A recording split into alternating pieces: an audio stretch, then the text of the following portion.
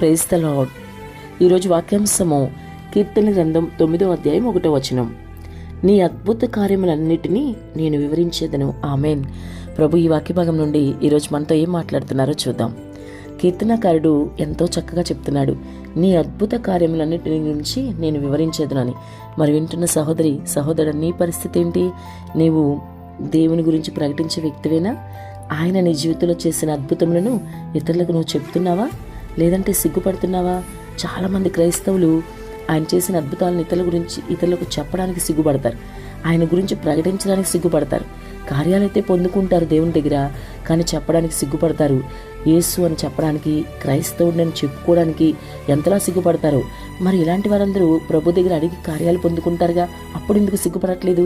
అంటే నీ అవసరాల కోసం యేసు కావాలి, నీ అవసరాలు తీర్చడం కోసం యేసు ప్రభు కావాలి, కానీ నువ్వు యేసుని ప్రకటించడానికి సిగ్గుపడతావా? యేసు గురించి ఇతరులకు చెప్పడానికి సిగ్గుపడతావా? ఆయన నీ జీవితంలో చేసిన ఎన్నో అద్భుతాలు ఉన్నాయి కదా, నువ్వు ఇంతవరకు సజీవ లెక్కలో ఉన్నావంటే అద్భుతమే కదా. మరి పాపినైన పాపులమైన మనందరి జీవితాల్లో ఆయన ప్రవేశించడమే అద్భుతం కదా. మరి ఈ విషయాన్ని ఎందుకు నువ్వు ఇతరులకు ప్రకటించలేకపోతున్నావు? ఎందుకు నువ్వు ప్రభు గురించి చెప్పడానికి, ప్రకటించడానికి సిగ్గుపడుతున్నావు? ఆలోచించి ఒకసారి. నీ జీవితంలో ఆయన చేసిన మేలు ఎన్నో ఉన్నాయి కదా, లెక్కకు మించి ఉన్నాయి. ఆకాశంలో నక్షత్రముల కంటే విస్తారముగా, అలాగే సముద్రం పక్కన ఉంటారు ఇసుక రేణువుల కంటే కూడా విస్తారంగా మరి ఆయన నీ జీవితంలో మేలు చేశారు, నా జీవితంలో నాకు చేశారు. కానీ మనం ఎందుకు ప్రకటించలేకపోతున్నాం?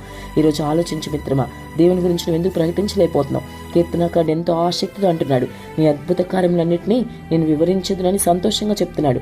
మరి నీవు కూడా ఈరోజు కీర్తనకారుని వలె అదే ఆసక్తి కనిపించాలి. అంతేకాదు, అంతే సంతోషంతో నీవు ఇతరులకు ఆయన్ను ప్రకటించగలగాలి.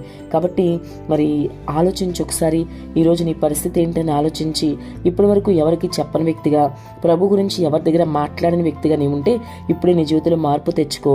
ఖచ్చితంగా ఆయన నీ జీవితంలో చేసిన అద్భుత కార్యాలన్నింటినీ, నువ్వెంతో పాపిగా ఉన్నప్పుడు కూడా ఆయన నిన్ను క్షమించి ఆయన రక్తంతో నీ పాపాలన్నీ కడిగి నిన్ను ఆయన రాజ్య వారసత్వం ఇచ్చాడు కదా, నీకు ఆ విషయాలన్నీ కూడా నీవు ఇతరులకు తప్పక ప్రకటించు. నీ దృష్టి ఈ లోక విషయాల మీద కాకుండా ప్రభువుని గూర్చి ప్రకటించడంలో ఉంచు, ప్రభువుని గొప్ప చేయడంలో ఉంచు, ఆయనను గణపరచడంలో, మహింపరచడంలో మరి ఆ విధంగా నీ దృష్టి ఉంచితే ఖచ్చితంగా నీకు దేవుడు సహాయం చేస్తారు. అప్పుడు నువ్వు కూడా కీర్తనకారుడు వలె నీ అద్భుత కార్యములన్నింటినీ నేను వివరించేదను అని చెప్పగలిగే అనుభవంలోకి వస్తావు. ఆమేన్.